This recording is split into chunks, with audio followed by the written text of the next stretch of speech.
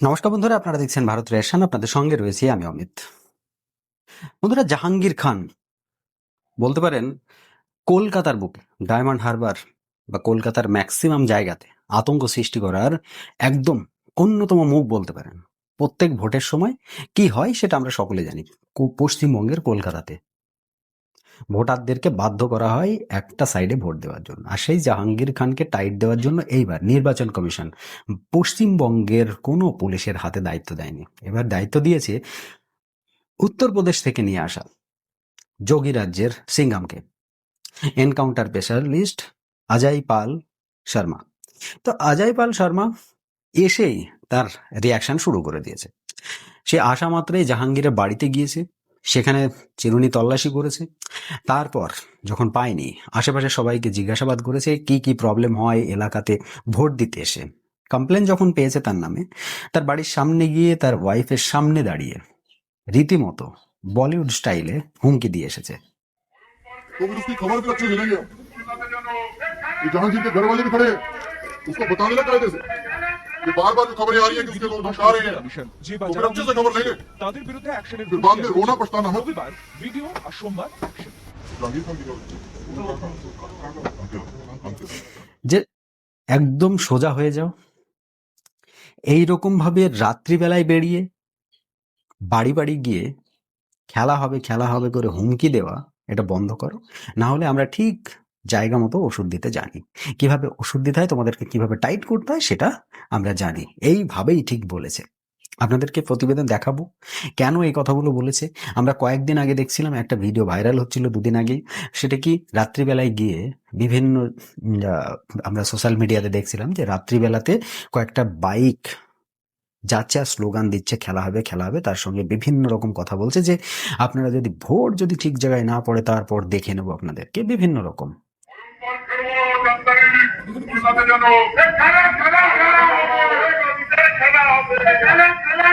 হুমকির এই ভিডিও প্রকাশ করেছিল কমিশন। যে বা যারা হুমকি দিচ্ছিল তাদের বিরুদ্ধে অ্যাকশনের হুঁশিয়ারিও ছিল। রবিবার ভিডিও আর সোমবার অ্যাকশন। ভোটের আগে এই ধরনের থ্রেট দেওয়াটা আমাদের পশ্চিমবঙ্গে একদম নর্মাল ছিল। এইটা যদি না হতো তাহলে মনেই হতো না যে এটা ভোট এসেছে। যাই হোক, এই বছর তার ঠিক ব্যতিক্রম ঘটছে। অনেকে বলছে যে ইলেকশন কমিশন এই বছর যেভাবে অ্যাক্টিভ হয়েছে, যদি আজ থেকে 5 বছর কি 10 বছর আগে হতো তাহলে পরে হয়তো এত দুর্নীতি আমাদের পশ্চিমবঙ্গে হতো না। সমস্যা কি জানেন তো? সমস্যা হলাম আমরা সাধারণ মানুষ। এই বছর প্রথম দফা যখন ভোট হয়ে গেল, আমার আশেপাশের কিছু ভোট কর্মী যারা ছিল তারা বলছে যে এবার মুর্শিদাবাদে তো ভোট সবাই বলে যে মারামারি হয়, দাঙ্গা হয়, হাঙ্গামা হয়, এ হয় ও হয়। কই, কোনো কিছুই তো হলো না, আমরা গেলাম। তারা ভোট কর্মী আর কি, ভোট নিচ্ছিল তারা। স্কুল টিচার আছে, অনেক অনেক এমপ্লয় আছে যারা। তো তারা বলছে কই, আমরা গেলাম, এমন এমন জায়গায় গিয়েছে যেখানে গিয়ে তো অনেক সমস্যা হওয়ার কথা, কিন্তু তো কিছুই হয়নি। কিন্তু এটা যে কেন হয়নি সেটা তারা কিন্তু একবার ভেবে দেখছে না। কারণ দেখুন, ইলেকশন কমিশন যেভাবে টাইট দিয়ে রেখেছে যত গুন্ডা বাহিনী রয়েছে তাদেরকে, এই ভোট শুরু হওয়ার আগে 2 দিন আগে, 3 দিন আগে, 1 দিন আগে তাদের বাড়ি বাড়ি গিয়ে থ্রেট দেওয়া হচ্ছে, ভাই কোনো যদি প্রবলেম হয় তাহলে তার দায়িত্ব কিন্তু তোমাকে নিতে হবে। না হলে তুমি আগে আমাদের কাছে চলে এসো, অ্যারেস্ট হয়ে যাও, তোমার রীতিমতো টাইম মতো যাবো, ভোট দিয়ে নিয়ে আসবো।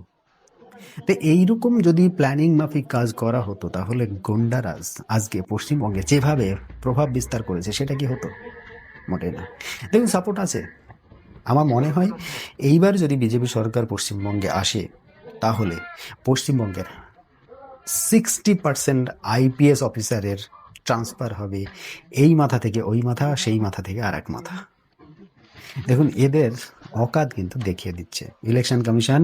পশ্চিমবঙ্গের পুলিশের ওপর ভরসা রাখতে পারছে না, যেখানে দেখুন উত্তরপ্রদেশ বা বিদেশ, বাইরের রাজ্য থেকে আমাদের পশ্চিমবঙ্গে নির্বাচনের জন্য, সুষ্ঠুভাবে নির্বাচন করার জন্য পুলিশ অফিসার হায়ার করে আনতে হচ্ছে। তাহলে কোন জায়গায় দুর্নীতি পৌঁছে গিয়েছে একবার ভেবে দেখেছেন তো? আপনি কাকে আপনার কমপ্লেনটা জানাবেন যদি সেই গোড়ায় গলদটা থেকে যায়? তাই এই বছর যেটা হচ্ছে তার জন্য আমরা রীতিমতো সাপোর্ট করছি ইলেকশন কমিশনকে।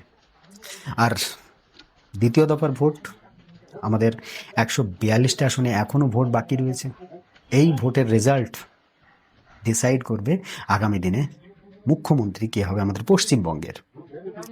তার আগে যেটা একটা সবচাইতে বড় ড্রামাটিক্যাল ব্যাপার লেগেছে আমার, সেটা হচ্ছে ভবানীপুরে। ভবানীপুরের গড় কার? টিএমসির গড় হচ্ছে ভবানীপুর। আর সেই ভবানীপুরেই বিরোধী দলনেতা শুভেন্দু অধিকারী তিনি কিন্তু মুখ্যমন্ত্রী মমতা বন্দ্যোপাধ্যায়ের বিপক্ষে প্রার্থী হয়ে দাঁড়িয়েছেন। আর সেইখানে র্যালি করতে গিয়ে কি কাণ্ডটাই না ঘটলো সেটা আপনারা দেখেছেন। এর আগে আমি প্রতিবেদন অলরেডি আপনাদেরকে দেখিয়েছি। শোনা যাচ্ছে নাকি 100টা বুথে ভিজিট করেছে ভাইপো, আমাদের যুবরাজ, পশ্চিমবঙ্গের যুবরাজ ভাইপো 100টা বুথে নাকি ভিজিট করেছেন। কেন করতে হচ্ছে এত বুথে ভিজিট? তাহলে কি সব জায়গায় কিছু না কিছু খেলা হবে নাকি গল্প আছে? কি মনে হয় আপনাদের? অবশ্যই সেটা কমেন্ট বক্সে লিখতে ভুলবেন না। আর এই যে যোগের রাজ্য থেকে যে অজয় পাল শর্মা এসেছে, তার যে বিহেভিয়ার, তার যে অ্যাকশন, তার যে রিয়াকশনের যে টাইমিং, যে শর্ট টাইমের মধ্যে সে রিয়াকশন দেয়, সেটা থেকে আপনি ইমপ্রেসড হয়েছেন? যদি হয়ে থাকেন অবশ্যই কমেন্ট বক্সে জানাতে কিন্তু ভুলবেন না। অনেকেই আমাকে বিভিন্ন রকম কমেন্ট করতে পারেন, বাট আই ডোন্ট মাইন্ড। আমি কিছু মনে করি না। কেউ যদি আমাকে কোনো খারাপ কমেন্ট করতে পারেন, তার জন্য আপনার কমেন্ট বক্স খোলা রয়েছে, আপনাদের যা ইচ্ছা তাই বলতে পারেন। পশ্চিমবঙ্গের বুকে বর্তমানে কিছু তো হতে চলেছে, 4 তারিখে আমরা সেটা বুঝতে পারবো পুঙ্খানুপুঙ্খভাবে। আর এরপরেও, এত তামঝাম করার পরেও যদি কোনো কারণবশত, বুঝতেই পারছেন, ওরা আবার ক্ষমতা হাতে পেয়ে যায়, তাহলে আর কারোর রক্ষে নেই।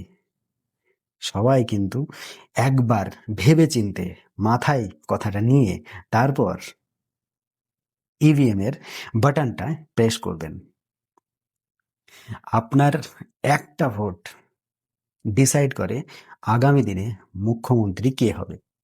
অবশ্যই সেই ভোটটা যেন আপনি ভুল জায়গায় না ফেলেন। আমরা চাইব আবারও পশ্চিমবঙ্গ সেই পুরনো ঐতিহ্যের জায়গায় পৌঁছিয়ে আসুক। তার জন্য দরকার একটা দুর্নীতিমুক্ত সরকার। আর দুর্নীতিমুক্ত সরকার করতে গেলে আমাদেরকে পরিবর্তন আনতে হবে। অবশ্যই তার জন্য আপনার ভোট গুরুত্বপূর্ণ একটা ভোট। অবশ্যই সকলে ভালো থাকবেন। আর আমার এই প্রতিবেদন যদি আপনাদের ভালো লেগে থাকে, অবশ্যই একটা লাইক করবেন, শেয়ার করে বন্ধু মহলে সকলের কাছে পৌঁছিয়ে দেবেন। যোগীর রাজ্যের পুলিশ কি পারবে কলকাতার বুকে শান্তিপূর্ণভাবে ভোট সম্পূর্ণ করতে? কি মনে হয়? আপনাদের জন্য কোশ্চেন থেকে গেল। কমেন্ট করতে ভুলবেন না। আজকের মতো এই প্রতিবেদন এখানে সমাপ্ত করছি। ভালো থাকবেন, সুস্থ থাকবেন। ধন্যবাদ।